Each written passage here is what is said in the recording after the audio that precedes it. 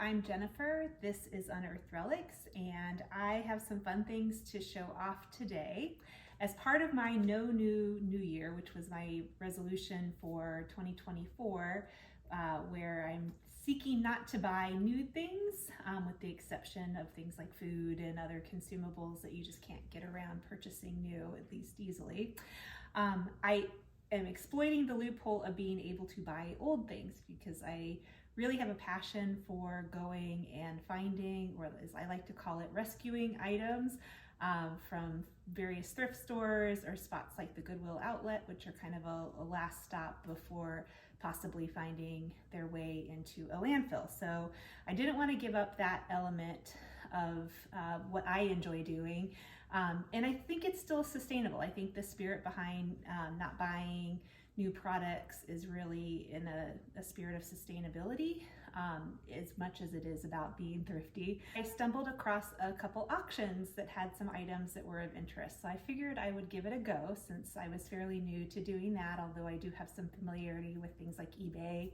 But this was a local auction, and I was able to find a few lots that I was interested in bidding on. And after the first night closed, I only won one thing, and it was a little bit of a letdown after kind of monitoring the process for a couple days. So I kind of resolved to lean in a little bit harder on the second day and was far more successful, although I discovered the dark side of auctioning being kind of getting drawn in, which is probably the point of doing it. At least for the people selling the items. With that in mind, I wanted to show off a few of the things that I found and that I'm really excited about. Right off the bat, I'll go ahead and show off a really cool set of Booth Tarkington novels that I was able to get. These were from two different lots, and Booth Tarkington is an Indiana-based author. I also found this great one called Hidden Treasures. It's from 1887, which I think is just kind of amazing too. So over 100 years old, well over 100 years old actually. And I was trying to bow out as things started to get up higher. And you know, there were several things that I was totally enamored of and just got way outbid when they got upwards of like hundreds of dollars and things like that. So obviously I want to find things that I can use in crafts, and I'm not going to go cutting up things or tearing them or gluing them down if I've paid that much money for them.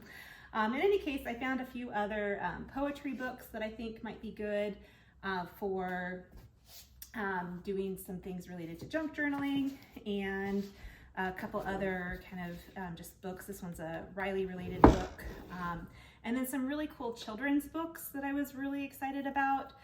This one is The Little Wide Awake, and it looks like she's ready to go to school there, and it has some really cute illustrations in it. It's not in the greatest of shape, but I think the fact that it survived this long, I probably won't use this one in crafting, maybe set that out on display somewhere just because I think the graphic on it is so pretty. But that one's really fun. I think this old spelling book, I think these are fairly common, and this one is obviously a little worse for wear. So I think it might actually become something that I would incorporate into some junk journaling. This really awesome ABC book, I took some photos of that, so I'll put those up on the video as well. I just think it's adorable, and I love the animals that are all kind of engaged in different activities. I could see using these for a variety of purposes, including crafting, but maybe even printing and doing some buttons out of those just for fun. So that was a good find. This Wizard of Oz book, it's kind of peeling off here, so it's not in the greatest of shape, but it has some adorable illustrations in it as well. So I was excited about that.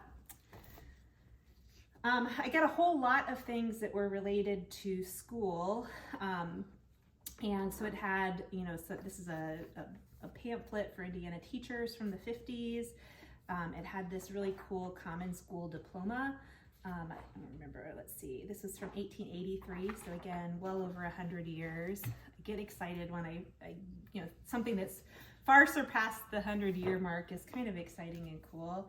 This is a Printmaker Odyssey book. I don't know there were weird things that were bundled together, and probably purposefully so, that some were appealing to some people and maybe some were appealing to other people, so you get cross bidding.